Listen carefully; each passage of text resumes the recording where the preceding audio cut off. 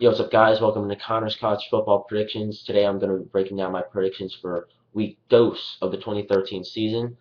Last week I went 3-0. I was pretty excited about that. I was really pumped up about the Clemson-Georgia game. That was a big win for me. Stayed up to watch the LSU-TCU game. That was another big win. Um, I have 3 games picked out for you this week, so I'm hoping to continue the undefeated streak into this week. So let's get started with my picks right now. First off, Florida versus Miami. Now, last week, Florida's running back, Mac Brown, had a bit of a breakout performance, 112 yards, and he had 2 touchdowns. Um, and also, last week, Miami, they faced Florida Atlantic. They gave up 133 yards on the ground. So, usually you're thinking, hey, that's not that bad.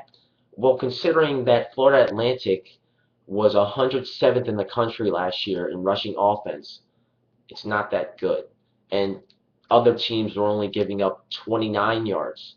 So I think that Mac Brown could succeed in this game against the Miami defense that isn't spectacular.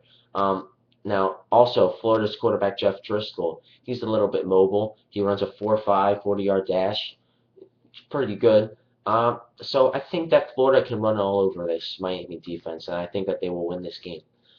Next up, Notre Dame versus Michigan, going into the big house, Notre Dame, that is. I think this game comes down to Stephon Tuitt and the Notre Dame defensive line, if they can stop Devin Gardner.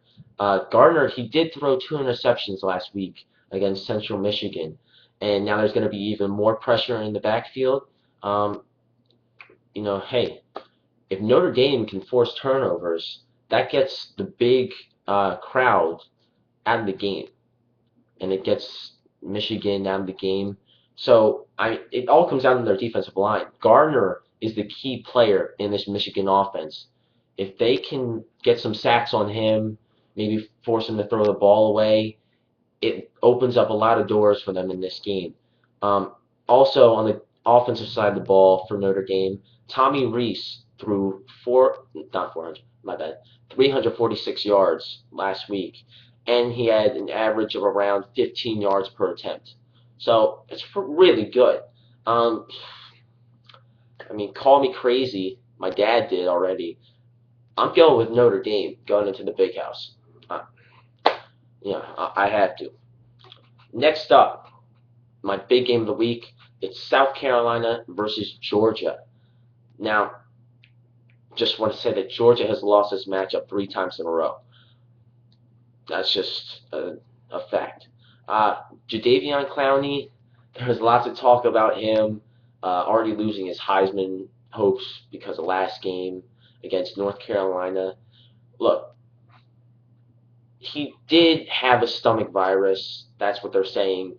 So if that's true, that can affect your play. Also, it wasn't a huge game. This is one of their biggest games of the season, going up against a good Georgia team.